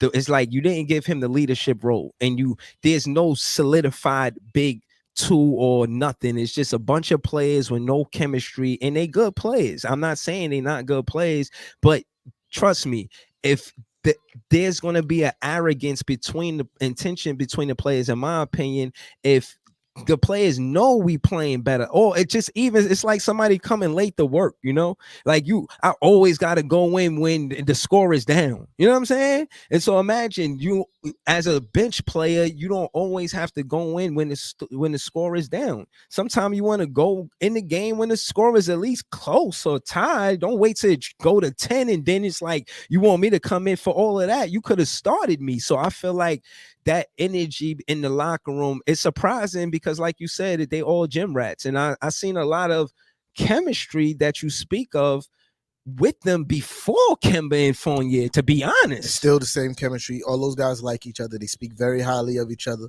You feel me? Yeah, they do. They speak very. You believe your players when they speak, right? Yeah. All right. Okay. So I believe my players when they speak. Yeah. And I think that the second unit is kind of content because they like playing with each other. Like Obi and Quick. I seen a snippet that said right before they check in, he goes, it's time to turn up. Like, it's time to bring that energy because they like playing with each other. Pause. Same thing with Rose. He likes coming off the bench. That's why he hand over the starter keys to Kemba but it with made no problem. Sense. Yeah, it made sense. With no problem. And that second unit plays really well together. Again, I think to reference what you said about, Randall playing a point forward, I think he played that last year out of necessity, because Alfred wasn't the guy. You feel me? Right. But you notice when Derrick Rose is on the court, he doesn't do that. But You that's feel me? what I'm saying. They not starting a game like that. And I also think that's Kemba not wanting to step on Julius Randle's toes. But no, I do agree to the point. I do agree to the point that you know, Julius Randle doesn't have to do that this year. Mm-hmm. I think he needs to go back to doing what really, like, what the strength of his game was when he was in everywhere, New Charlotte. Orleans. When he was in New Orleans, I'm talking about Randall. When he was in New Orleans, he had an amazing year being a pick and roll guy. Mm-hmm. I think he averaged like 24 points a game that year. You feel me? 23, 24 points a game. I think he can go back to that and still be the focal point of the offense. Again, I want to reference, not saying that he's going to be this guy, but I reference Karl Malone in this retrospect. Like, he was the pick and roll guy, you know, and he scored a lot of baskets off of pick and rolls. You feel me? And it was still the leading scorer of that team, still the captain of that team, without dominating the ball. And I'm saying that Julius Randle could be that with a 3-point shot. You feel me? I do, but I disagree because I don't think the onus is on the players. I think it's on Tommy T. Now, you know, you could preach what you want as a coach. It's up to the players to get on the court and execute. Because I've listened to Coach Tommy T in the post games, and you know, the practice interviews and stuff like that. And he's been saying the things that I've been pretty much saying, is that, like, the ball's been stagnant. We got to stop. We got to move the ball. And he's been saying, again, it's up to the players to execute. You feel me? It's up to Julius Randle to trust the fact that Kemba's going to make the right decision, that Kemba's going to get you the ball. So you don't see the trust between the two? I think he's just too much in his head thinking that they gave me this money, I got to live up to this bread. You feel me? Yeah. So I think once he start, because, like, it's been times. He's not the king of New York. So it's absolutely king of New York. So it's been times, right? It's been times that you know, he has relinquished the ball to Kemba, and they run that pick and roll action, and it works to perfection. Kemba either gets to the basket or gets a wide open 3-point shot. He hits Julius Randle on a roll, and Julius Randle going to the basket with a full head of steam pause is a dangerous thing, man. Like, he's a solid guy. You feel me? Like, he's 6'9", like 260 something of muscle, and he can finish around the rim, and he can stop for either the mid-range jumper or pop out to the 3-point line and shoot the 3. And you have to respect Kemba coming off the pick. So it's going either two things. You got to pick your poison. You got to either allow Kemba to shoot the 3 or drive to the basket, or you got to let Randle do the same thing. And that's why I've been calling for that action a lot more, because I know it's going to work. He's starting to run a similar action with Evan Fournier. They, especially when they first run up the court, sometimes it translates into an easy bucket or a quick 3-point for Evan. He'll come up the court, he'll pass the ball to Evan, set a quick screen. Evan will come off the screen. Either he tries to shoot or pass the ball. But my problem with that is Evan is not as good as a passer as Kemba. You feel me? So that's why I think the action need to be ran with Kemba, not Evan as much. But Evan showed a lot in that last game. That's the Evan that we signed.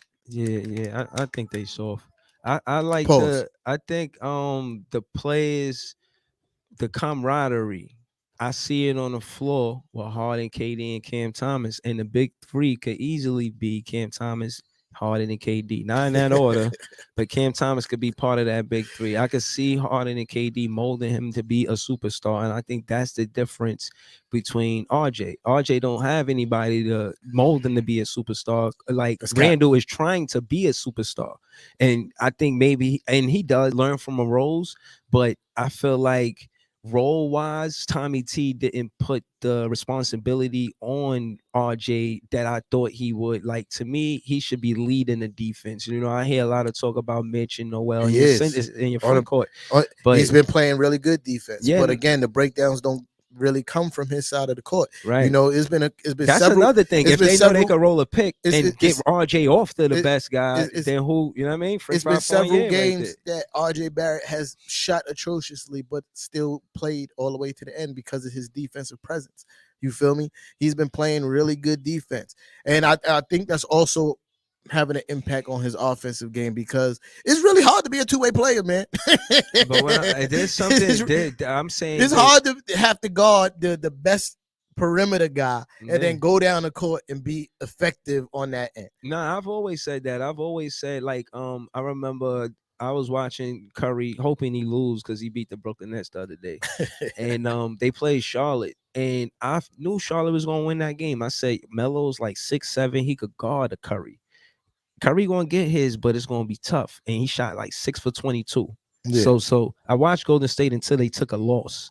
You know, that's what kind of fan I am. You know what I'm saying? So it was so whatever. So that's what happened. So case in point, we know what to do with Curry next time he at the Barclays. Oh, I think the next time we play it's going to be in Golden State because we played him twice, once in the East Coast, once in the West Coast. So or unless we see him in the finals, that may happen. You know. And I look at it like that. Like the other day, I said that about the Celtics. I was like, yo, we the first seed, the 8th seed. This is potentially a playoff game. And I wanted to see how we, played on the road. And that was comforting to see. And I think it's because of Patty Wynn Mills. He sets the tone early. Like we do with Joey, he does that exact thing. And he's been hot, 10 for 10, 7 for 7, 5 for 7. The last 4 games, he averaged 20. Like, that's why I say don't contrast him to nobody on your bench for real besides Rose. And I will say that Burks is playing well. I will credit him to say that he's playing well, but I think the whole bench is playing. The whole bench is playing well. I give it to Patty Wynn Mills. He gets Patty doesn't edge him because you know why? He winning. You know why? Because Burks' impact on the defensive end mirrors his impact on the offensive end. Burks been playing really good defense. This is what I'm saying. Like Patty Mills, that's a debate. That's definitely a debate. Patty Mills playing well, but Patty Wynn Mills been playing great too. I'm not saying he is. This is what I'm saying. This is why Burks' edge is because Burks plays really good defense. You feel me? Sometimes he's not on the court for his offensive presence. It's because of what he's doing on the defensive end. You feel me? But boom, I did watch that Nets Celtics game. As good, y'all did play good. Yeah, y'all did play right? good. Yeah. Y'all did play really good. All right, so talk to me about the effort. At the same time, the Celtics played really bad. No, I want to get into that because of what you said on your Nixon issue. Was like locking up superstars, and that's what we did with Tatum. I'm not even talking about Tatum. I'm talking about all the other guys missing wide open 3-point shots. Now, what I will say is, no, they lost, and I didn't credit us that much of playing well because I know they was missing Robert Williams. He's the rim protector, and he grabbed balls. And Brown just came back. Yeah, I think he had an illness or that's something. Whatever. Like we missing players too. Yeah, but what I'm saying is, I've seen a lot of wide open missed 3-point shots. I mean, I'm giving y'all credit. Y'all played really well. What I'm saying is, but I'm saying that they played bad just as well. When they started to catch fire in the second half, they shrunk the lead. It was already too big of a lead. Insurmountable. It wasn't because of 3-pointers. It was because of turnovers, and he was going to the basket. And 3-pointers. That little light-skinned kid, I forgot his name. He started lighting up. Yeah. You feel me? But I feel like the shooters, they got a different attitude behind the arc when Robert Williams is down there. We potentially might get the offensive rebound. Your game is going to cater to that. Again, the top teams are the top rebounding teams and the top assist teams. And we up there, you know what I'm saying? We really up there, like at top 5. No, assists. Yeah. We top 5 in assists, and you guys are what 24. You know what I'm saying? Yeah. So case in point is, the teams that rotate the ball are winning the games. But I will say this because of the good looks. A reason why we kind of low in assists now too is because shots ain't been falling. You feel me? Right. But what I'm saying is because of good looks, and again, this contributes to the. I'm saying because we've been bruh. I've seen too many wide open missed 3-pointers from the Knicks lately. You feel me? This is what I'm saying. Like, I don't think we're going to continue down this road because these got too good of shooters to continue to shoot this bad all season, right? And I'm saying I'm watching the game and watching wide open 3-pointers being missed, and I'm like, well, this is not going to persist all season. And that's part of the reason why we're missing, not having high assist numbers because you can't get assists if nobody makes a shot. Yeah, I've been seeing the right pass been made sometimes, a lot of the times, and just a missed shot. Bless you, Rocco. I heard him sneeze. Yeah, he can't hear you. He probably playing the game. Yeah, no, I hear you. I hear everything you're Yeah, saying. yeah. I just feel like when you got guys on the bench and you constantly, as a coach, put them in situations where they have to come back and tie and then try to take the lead, to necessary. I mean, the reason why the starters is up there to give the bench a bench. I mean, give the bench a chance, not necessarily to grow the lead, but at least sustain the lane and sustain the lead, hold the lead, and let the starters get rest. That's what the bench is supposed to do. But the bench it's not happening like that. You feel what I'm saying? And I'm saying as of yet, right? But and this is what I'm saying. With Bruce Brown and Bembry, they're not necessarily coming off the bench and scoring. Right?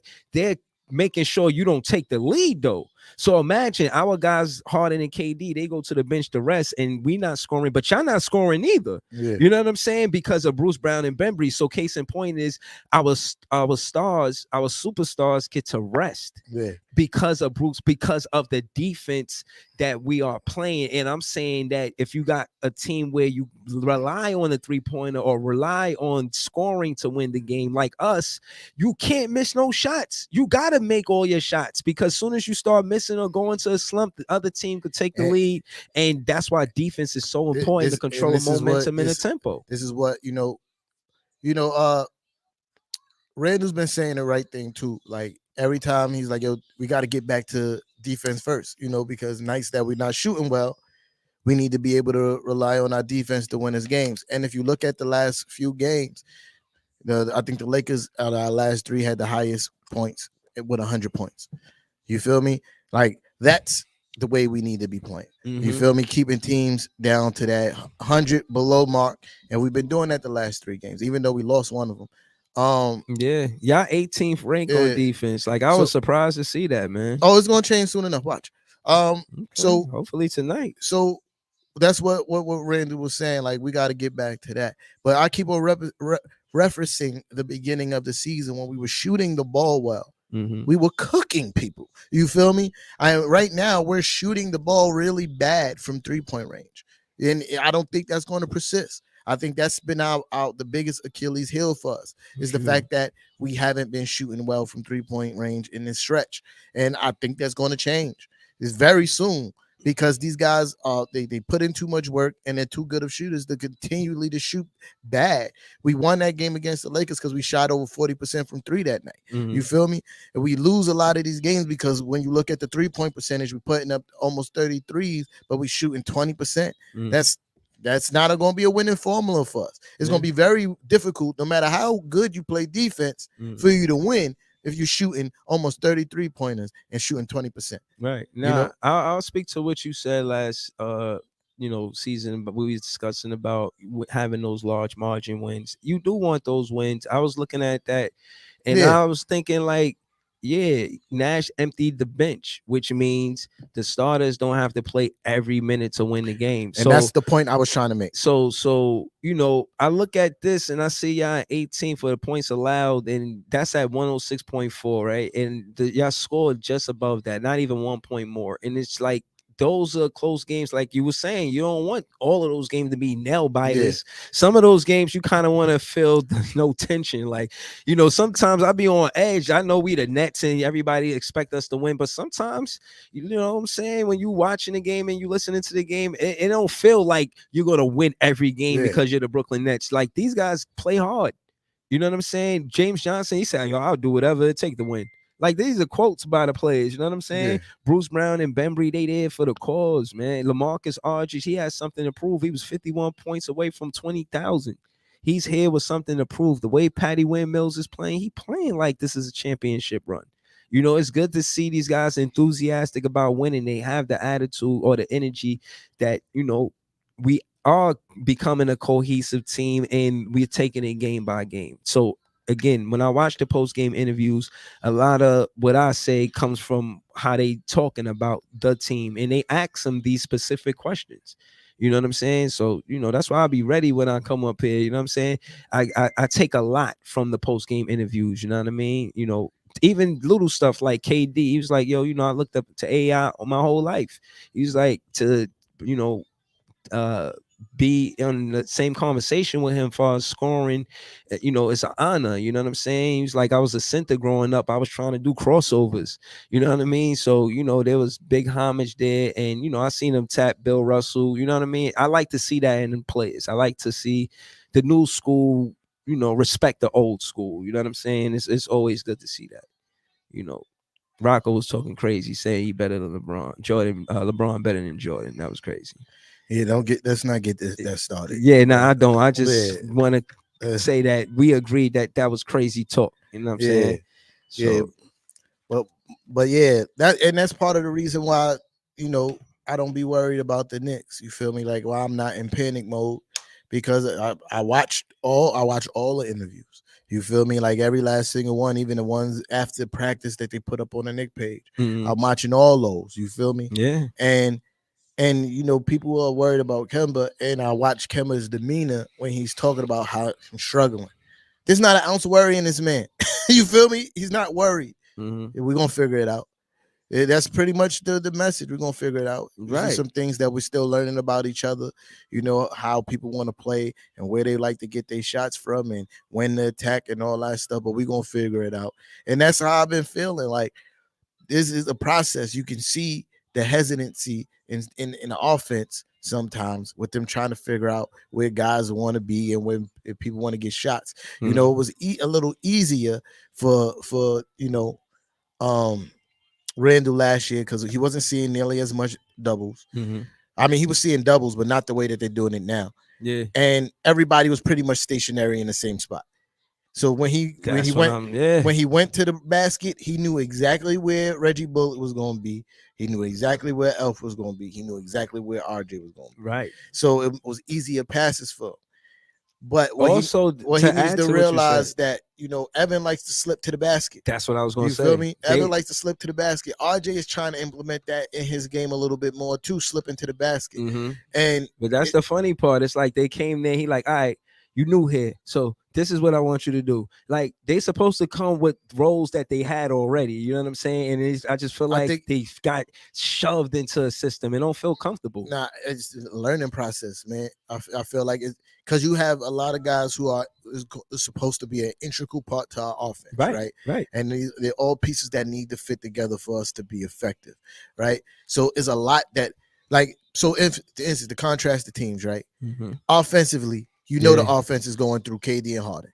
Okay. So it's pretty much easy for everybody else to fit in.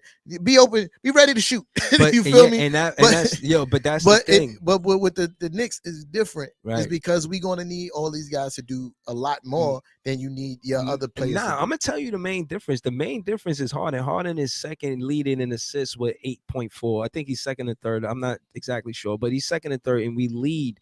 We in fifth place with assists all time. So it's not like the offense just running through Harden because of points. The offense is running through Harden because of assists. I'm not saying because of points. But that's what I'm saying. The offense is generally running through KD and Harden. But the assist part is the main difference. I'm not arguing with that. I'm saying it's easier for everybody else to fit in because of the offense is running through KD and Harden. Yeah. Harden is running the show. He was there last year. Him and KD already have chemistry. You feel me? So it's easier for everybody else to fit in that system because the focal point is Harden and KD. And they know their roles, though. Whether it be Harden passing the ball or shooting, that the offense is still running through him. But I think that, again, Ben Bree and Bruce Brown, they don't necessarily have an offensive role, right? And that's Harden and KD's thing, like you said, right?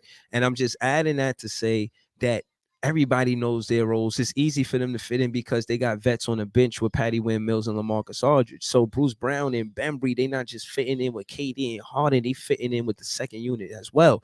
Like, and again, to add to what I'm saying, the Brooklyn Nets, we lead in 3-point percentage with 37.6. You guys not in the top 5. We in the top 5 also for 3-pointers made with 237. So what I'm saying is that comes from KD book, the whole being efficient, getting the X and O's down packed, running the same play until we know it like the back of our hand. And I think that's what's the difference between last year and this year. I'm telling you, that Nash hug on KD, I will always remember it because KD saved his life. Yeah, KD played his heart out, and that's when I said, yo, always will respect KD for the way he played, regardless of the outcome. Again, he's one of my favorite players because of the heart he got for the game. He loved the game. And Nash, I see him not letting KD play hero ball no more. Yeah, KD's playing at MVP level, but he's not playing hero ball for us to win these games. We don't have this because just KD. This is all put together because roster rotation. Nash is not scared. He got brass balls in this situation. He's not scared to do what he need to do. He put Cam Thomas in when Bruce Brown went down. Joe Harris, he let him come out his slump. We gave Bembry more minutes when Nick Claxton got COVID. Like, can Nick Claxton to be back soon? You know what I'm saying? That's not, to me, that's out of necessity. Somebody go down, you have to put somebody in that position. You feel me? Derrick Rose went down, even though Grimes haven't been playing a lot. He got minutes because Derrick Rose wasn't there. You feel me? That's not a major coaching decision. Blake you Griffin. Feel me? Okay, so I give you that one. Yeah, I give that you was that huge. One. That was because, again, as far as big men are concerned, you know. But that wasn't really a tough decision because you got LaMarcus Aldridge. Yeah, but again, I don't know why Blake Griffin was taking all those 3-pointers in the first place. So my thing is he could learn from LaMarcus Aldridge because of the mid-range game. And I think if he's attacking that way with the same spin moves and all of that, you're doing the same thing you was doing before, but you're not dunking. You just putting it up. You know what I mean? Lay it up. You're whatever. Just you don't have to dunk it. You know what I'm saying? And I think if he implements that in his game, it will make us a better team. You know, and again, they spoke to that in they speak to that in the post-game interviews about individual players becoming better at what they do. And I see, you know, Joey took it personal. You know, he stepped up with his defense. He's definitely putting more effort. You know what I'm saying? I like to speak to the effort part of it because I think that's what separates the good teams from the great teams is the effort that they actually, you know what I mean, playing with. Because, you know, all of these guys are talented. I'm almost done. You know, all of these guys are talented in the NBA. So sometimes it really does come down to the effort. That's a fact. The effort and the enthusiasm and you know what I'm saying? To want to play. I think I said that about one of the bad teams that we lost to. I was like, bro, you give anybody that many open looks, they're here for a reason. They're going to start making them, bro. Yeah. You feel me? Like you give any team that many open looks, they're going to start making them. Yeah. You know, a lot of these guys were stars in their retrospective teams, whether it be high school or college. You feel me? Like they can play basketball. The team may be bad. Wow. But a lot of these guys could play basketball. We call them garbage compared to other superstars and players in the NBA. And again, these are not average basketball players. This is not your rec league players. You feel me? Like you give anybody enough open looks at the basket, they're going to start making them. Yeah, that's just how it goes. You feel me? No, I agree. So with you. I agree. I'm agreeing with you. What you talking about? Sometimes it's just the effort that will win you the game. Yeah. And that's why I'm saying a lot of times we've been losing these games is because of the effort factor. Mm-hmm. You feel me? Like we've been out hustled and out muscled. You know what I mean? And that's something that didn't happen to us last year. And we need to get back to that kind of, and I've seen flashes of it. I've seen flashes from the starting five that they can play that way. Right. It's just being that way consistent. No, but we was talking about that. We was talking about the dog in them. Remember, we kept talking about referencing the dog in the team, like who brings we was talking about PJ Tucker, and players like Kyle Lowry, the grit, the toughness, who brings that, and I think we got that with Blake Griffin, and that's why he stayed in the lineup when he didn't shoot well, because we got him in there for defense mainly, and James Johnson, I think he brings that, and KD too, his personality. I'm telling you, man, he's tough, man. And it's not said enough that Julius Randle is that guy for us in the starting five. If you look at the way he fight, like if you're watching the game, you look at the way he fight on a defensive end, he's always talking that hot shit. You feel me? Okay. He bring that energy to the team. He be chirping. Yeah, Patty Windmills too. He be chirping. He be letting them know, especially if he hot. Yeah. He be letting them know, you can't guard me. Yeah, all that. I love that shit. Yeah, no. When I seen Patty Windmills, like I seen him knock down a three, the crowd be on fire. He turned to the crowd like, and it be little stuff that people don't notice neither. I'm telling you, man, be hyping us people up. Might call it, like cheap and ticky tacky, but I don't. I see it when things are not going right. Julius Randle start getting a little tight. Yeah, he start hitting the people a little bit harder with the forearm. Slap shit out that body just now. Start hitting that. Yo, I've been watching Julius. Things ain't going right. He start pushing people a little bit harder, and I'm like, okay, I know that you invested in this game. You feel me? That's what I want to see too. You're not winning. Things are not going right. granted, I want you to take your frustrations out and playing better, but to see that you care is what's important to me. You feel me? Like, you mad because the team is not playing well. And that's Julius Randle all the time. Like, teams stop playing well, I'll be watching like, damn, they're going to call a foul on him, or they're going to call a tech because he be pushing, smacking people's hands. Yeah. And again, that's the great that I like to see and hear about, because last week we was here facing Orlando and we was down at half.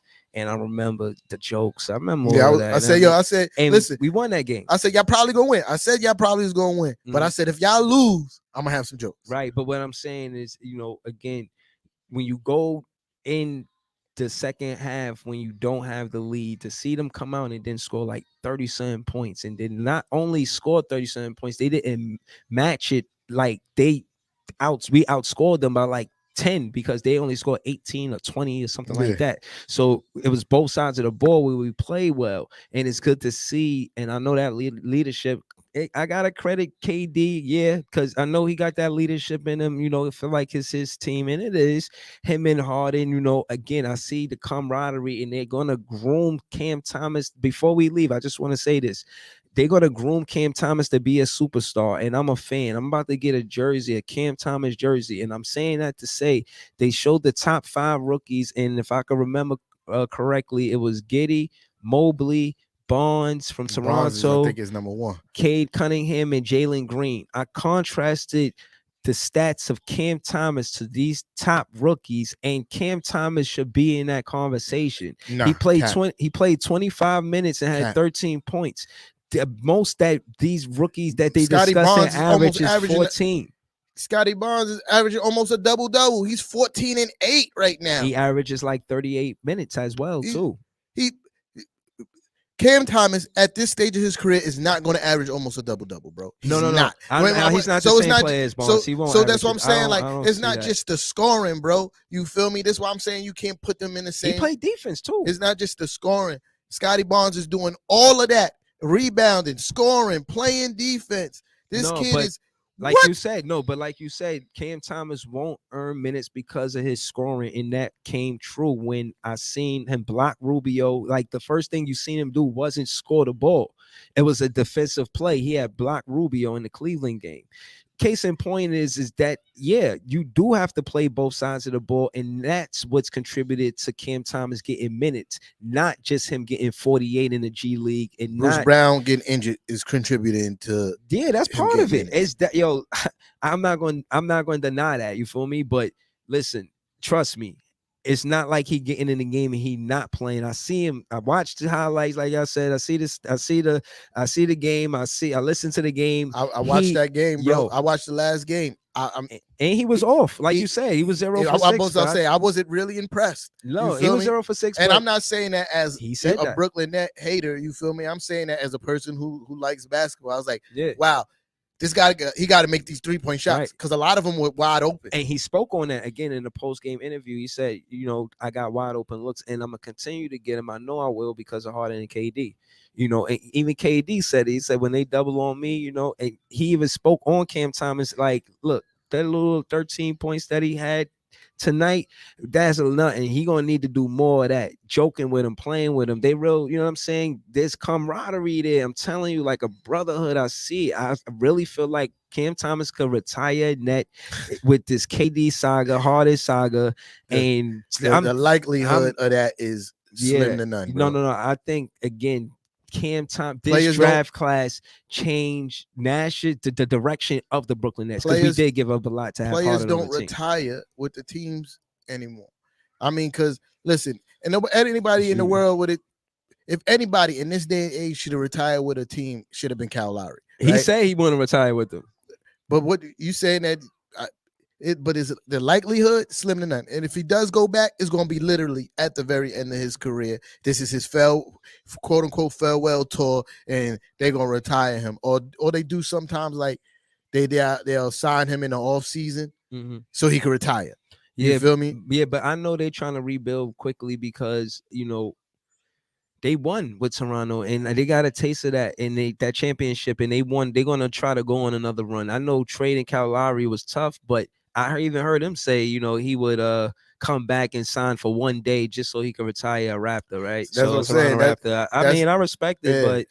but I still feel like that's what teams are doing on the East Coast. The East Coast has kind of stepped up. We gotta keep the Raptors in the conversation because they won recently. I think recently it's 2 out of 3. I think it's the Raptors, LA, and then the Bucks, if I'm correct, far as the last championship. So that's the East winning 2 out of 3. The Raptors are going to try to stay competitive. You know what I'm saying? They got a long road, though. Yeah, but the East is just, I think, become more competitive as a whole. You know what I mean? Yeah, I'm looking at this. I was looking at the standings. The like the teams that's out in the East got a winning record right now. Mm-hmm. Like they won game over 500. Like the first 2 or 3 teams that's not in it.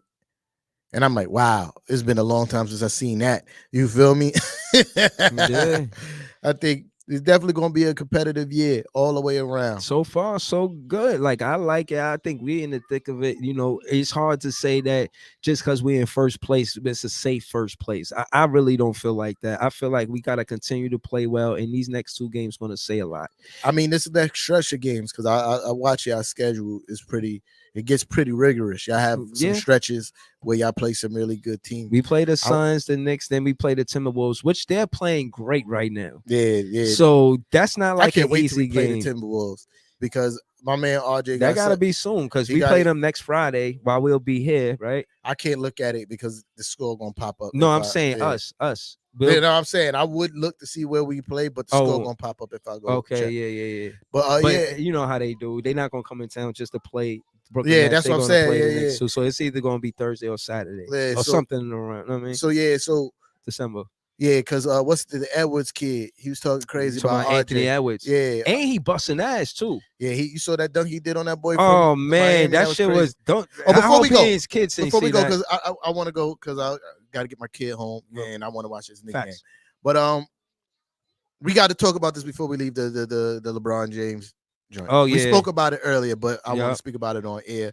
I'm hearing a lot of people calling LeBron James a snitch and making fun of him for telling on those people. The lady pretty much said that he hopes his son died in a car wreck. Said, I hope Bronny dies in a car wreck. Oh, yeah, absolutely. Get her out of here. Yeah. You feel me? Like, because what else was he supposed to do? He's a billionaire. If he put hands on her, he loses. You feel me? Like, so yeah, get her out of there. She's probably gonna be banned for life. And yes, victory for LeBron James. That's trash. You feel me? We NBA players deal with a lot dealing with the media. There's a lot of heckling going on in the crowd. They called all kinds of bums and trash and all of the craziest jeers you could think of. Yeah. But there has to be a line. You feel me? Wishing death on somebody's seed, somebody's child. Yeah, violation. Bro, you get out of here. You trash. You don't deserve to watch basketball. You don't deserve to be here. Just because these people are athletes don't give you the right to say whatever you want to them. You feel me? They're human beings. And they got people they love and care about just like you.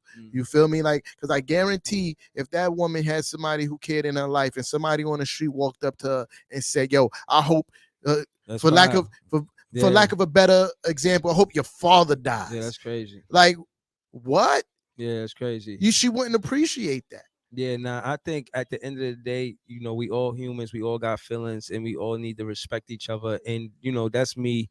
That's my publicist talking. You feel what I'm saying? He was talking crazy earlier. Yeah. You feel me? That's So what I will say is, integrity goes a long way, and you take the fun out of the game by doing that. They had to stop the whole game. You know what I mean? So imagine the people just there having fun. You know what I'm saying? You stop the whole game. So again, I don't want fans to, take away from the game trying to be bigger than the game. You know what I mean? She left and she didn't look apologetic at all. I think it's vicious to say that. That's real cruel to say. It's real ugly, and it shows the bad side of sports. And it's a bad look for everybody. You feel what I'm saying? And that's a lightweight flex on LeBron James' behalf that he stopped the whole basketball game to have some fans removed. Like you, Nah. like, do you know who you talking to? Nah, but again, my thing is, jokingly, you joke on his headline, or if somebody Facts. yells at KD, yo, you ashy, that's light. You know what I'm saying? Me as a fan, I want you to play through that. They call you ashy, who cares? No, you can make that jump. You know what I'm saying? But if somebody says a threat or puts harm on a wish loved harm one, on you, yeah, nah, not even harm. Just like stop everything. Like, nah, you out of here. You know what I'm saying? So I totally agree with LeBron's decision. I think it was the most professional thing you could do in a heated moment. Yeah. Had that been not such a professional matter, not to mention, again, I feel like they were trying to egg him on. And the only reason why I said that, they just seen him in the altercation the other day. Yeah. And then this. So it's like, take it easy. You know what I mean? You just seen him in a situation. It wasn't even a game at where you were. Like, why is it personal? Why would you say? Because that's a personal attack. You know what I'm saying? So I don't even understand as a fan, how you could attack him personally like that. It don't make sense. Replaying the image in my mind of watching LeBron walk over with the ref, you can see the anger. You feel me? Like, you could see that he wanted to do more. He probably was utter disbelief too. Like, I can't believe they said that. I heard some shit before. You could see that he wanted to do more. But shout out to him for having the restraint, because I'm, as a dad, I mean, somebody wishing death on my child, immediate fisticuffs. You feel me? Yeah. Immediate fisticuffs. I understand that. I'm also not a billionaire. I also don't stand to lose a lot of money and get suspended for games, probably suspended for most of the season. You feel me? If not the whole season, for attacking a fan. So shout out to LeBron for keeping his head paused in a very, difficult situation, because like, I couldn't imagine I'm out here playing basketball and somebody's hoping my kid dies. That's too much. You know what I mean? No entertainment in that. You take the fun out of it, so you gotta chill. I hope you get, I hope all the band and stuff happens to you and all of you and all of the fans that said that. I hope all of the banding happens to you. Yeah, I hope you can't go to no NBA game nowhere in the country ever again. Like, you don't deserve the right, dog. Like, you don't deserve the right. You feel me? Man. Because honestly, being able to watch, the best players in the whole entire world play basketball in front row seats is an absolute privilege. It's not a right. You feel me? Like, that's a privilege. Yeah, man. Salute, man. And you don't deserve that ever again. You feel me? Right. I want to say that LeBron, when you come to the Barclays, we'll treat you much better. You'll leave with an L, and they're gonna chant MVP for LeBron. No way. In the Barclays. No way. We see them Christmas. Happy Thanksgiving. Merry Christmas. We'll be back before that. And hope, who knows what the Knicks will happen. See y'all next Friday. Yeah. Pull up the Big Fan Breezy page. He's live every day. You feel me? Every day, several times a day. You feel me? All hours. Pull up to Nixon-ish or Tuesday. On Tuesday, we're doing a post game on Tuesday on Nixon-ish. You already know. I'm not doing it because it don't make sense for me to go live. Post game with the game started at 7, so it started at like 10 or something. So I'll probably be like 9, 10. Okay. Whenever the game ends, you feel me? But pull up on both pages, like, share, all that, comment, subscribe to the YouTube, all that, download the Reflex Radio app, all that. Yeah. You feel me? Yeah. Yeah, all that. IGs and all that. Man. You feel me? Enjoy your leftovers. Enjoy the holiday. Yeah, happy National Leftover Day. Yep. Or yes, indeed. A holla. All right. Let's roll. Cap. Let's go.